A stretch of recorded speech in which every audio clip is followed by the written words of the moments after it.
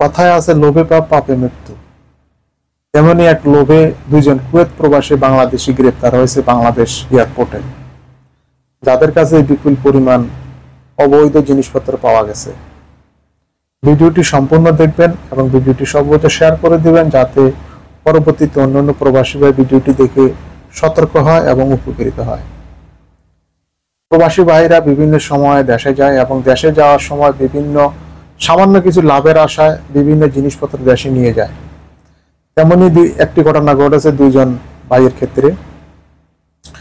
25শে April 2025 Kuwait থেকে বাংলাদেশে এয়ারপোর্টে বাংলাদেশে যাওয়ার সময় দুজন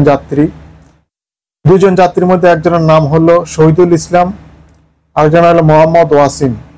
তাদেরকে এয়ারপোর্ট আর্মড পুলিশ আটক করেছে। তাদের কাছ থেকে সরকারি কর রাজস্ব না দিয়ে তারা 35টি বিভিন্ন ধরনের মোবাইল ফোন, 115 কেজি গড়ি ক্রিম এবং 199 কার্টুন মন্ডো সিগারেট, 199 কার্টুন সিগারেট পাওয়া যায় তাদের কাছে, তারা এয়ারপোর্টে কোনো শুল্ক না দিয়ে নিয়ে যেতে চেয়েছিল।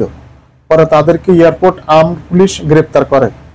পরে যাত্রীদের জব্দ জিনিসপত্র কাস্টমের কাছে হস্তান্তর করা হয় এবং এই যাত্রীদের ক্ষেত্রে আইন অনুযায়ী ব্যবস্থা গ্রহণ করবে বাংলাদেশ আর্মড ব্যাটালিয়ন পুলিশ। তাই যারা প্রবাসে থেকে বাংলাদেশে যাচ্ছেন, সামান্য কিছু লাভের আশায় কোনো অবৈধ মাল আপনারা নিয়ে যাবেন না।